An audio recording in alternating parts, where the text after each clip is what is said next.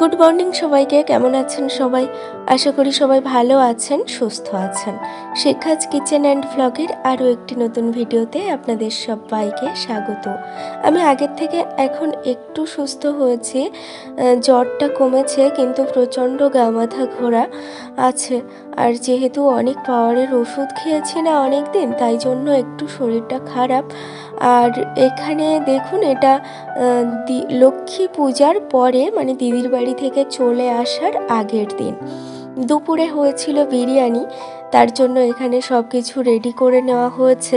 আর যেহেতু বাড়িতেই মুরগিটা ড্রেসিং করা হয়েছে, অনেক বড় মুরগি, তার ছাল, তারপর মেটে, এগুলো তো আর ফেলে দেওয়া যায় না, আর ওগুলো বিরিয়ানিতেও দেওয়া যায় না। তার জন্য সেগুলো আলাদা করে দিদি এখানে রান্না করে নিচ্ছে। সব কিছু দিদি গুছিয়ে দিয়েছে, আর বিরিয়ানিটা আমিই বানাবো। দেখতে থাকুন, আশা করি ভালো লাগবে।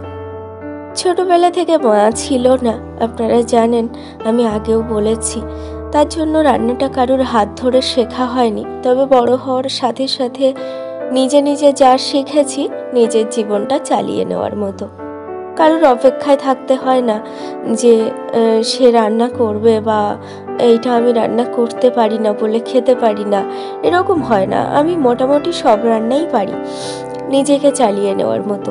আর এখানে দেখুন, এই যে দিদিদের বড় ড্রামের তেল খায়, ওরা লুজ তেল খায় না, তার জন্য তেল একটু কম ছিল। তাই বললাম তেলটা ঢেলে দিতে, তাই জামাইবাবু তেলটা ঢেলে দিচ্ছিল। আর দিদির মাংসটা প্রায় কষে এসেছে এখানে। কত পরোয়া লোককে, বাইরের লোককে রান্না করে খাওয়াই, কিন্তু নিজেদের আপনজনকে কোনোদিন একটু ভালো কিছু রান্না করে খাওয়াতে পারিনি। সেই সৌভাগ্য আমার হয়নি, কারণ আমার বাড়ি তেমন কেউ আসেও না আমার কেউ। আর লোককে খাইয়েছি অনেক, নিজে কষ্ট করে অসুস্থতা নিয়ে রান্না করে খাইয়েছি, কিন্তু আমার আপনজনদের আমি কোনোদিন খাওয়াতে পারিনি। তাই যখন দিদির বাড়ি যাই, ভালো কিছু হয়, আমি নিজেই বলি দিদিকে যে দিদি আমি রান্না করি, আজকের রান্নাটা আমিই করি। ও করতে দেয় না, কিন্তু তবুও আমি বলি যে দিদি আমি করি, কারণ আমার কষ্টটা যে অন্য জায়গায়, সেটা সবাই বুঝবে না।